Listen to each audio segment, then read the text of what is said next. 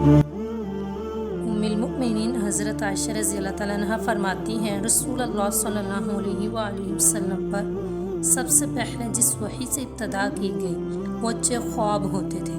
جو بھی خواب دیکھے صبح کی روشنی کی طرح ظاہر ہو جاتا، پھر آپ کو خلوت محبوب ہوتی گئی اور غار حرا میں گھر واپس آنے سے پہلے کئی راتیں دین ابراہیمی کے مطابق عبادت میں بسر کرتے اور اس کا خرچہ لے جاتے۔ پھر جب وہ ختم ہو جاتا تو حضرت خدیجہ کے پاس آتے تو خرچہ لے جاتے، حتیٰ کہ آپ غار حرا میں تھے اور آپ پر وحی نازل ہوئی۔ آپ کے پاس فرشتہ آیا اور اس نے کہا پڑھیے۔ آپ فرماتے ہیں میں نے کہا میں پڑھا ہوا نہیں ہوں۔ فرماتے ہیں فرشتے نے مجھے اس زور سے دبوچا کہ میری طاقت برداشت انتہا کو پہنچ گئی، پھر مجھے چھوڑ دیا اور کہا پڑھیے۔ میں نے کہا میں پڑھا ہوا نہیں ہوں۔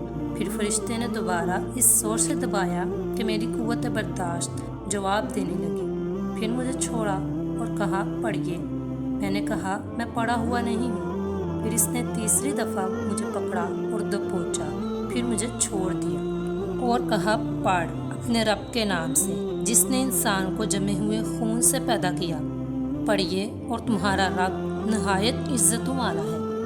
رسول اللہ صلی اللہ علیہ وآلہ وسلم ان آیات یا قصے کے ساتھ واپس لوٹے کہ آپ کا قلب اطہر کانپ رہا تھا۔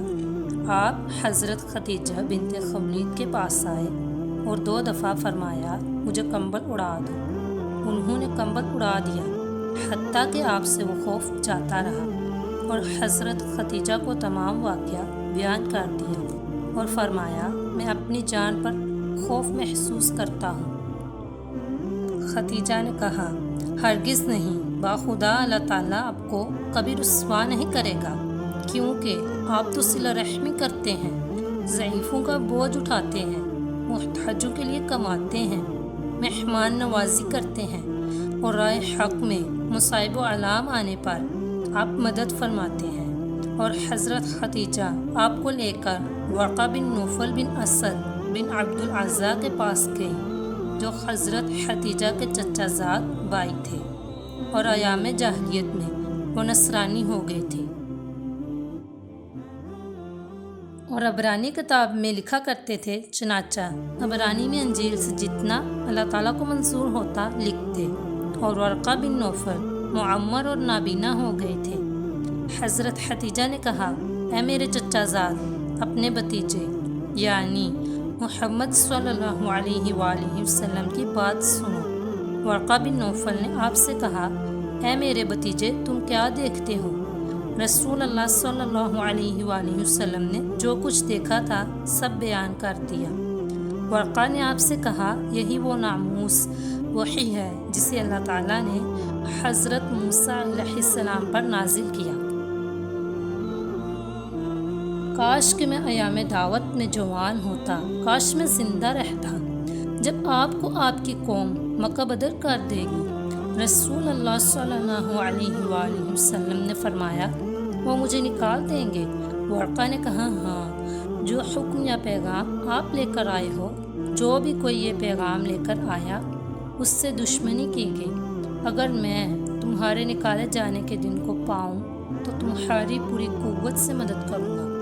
اور پھر اس کے بعد جلدی ہی ورقہ بن نوفل انتقال کر گئے اور وحی کا آنا کچھ مدت کے لیے بند ہو گیا۔ ابی شہاب ابو سلمہ عبد الرحمن کے حوالے سے بیان کرتے ہیں کہ عبداللہ بن جابر وحی کے منقطع ہونے کے واقعوں کو بیان کرتے ہوئے کہتے ہیں رسول اللہ صلی اللہ علیہ وآلہ وسلم نے فرمایا میں ایک دفعہ جا رہا تھا تو میں نے آسمان سے ایک آواز سنی، تو میں نے اپنی آنکھ اٹھا کر اوپر دیکھا تو وہی فرشتہ جو غار حرا میں میرے پاس آیا تھا زمین اور آسمان کے درمیان کرسی پر بیٹھا ہوا ہے، جس کو دیکھ کر میں خوف زدہ ہو گیا اور میں گھر واپس آ گیا اور کہا مجھے کمبل اڑا دو، مجھے کمبل اڑا دو۔ پھر اللہ تعالیٰ نے یہ آیت مبارکہ نازل فرمائی اے کمبل پوش نبی صلی اللہ علیہ وآلہ وسلم کھڑے ہو جاؤ اور قوم کو ڈر سناؤ، اپنے رب کی عظمت بیان کرو، اپنے لباس کو پاک رکھو اور بتوں سے دور رہو۔ پھر وہی بہت تیز اور متواتر آنے لگی۔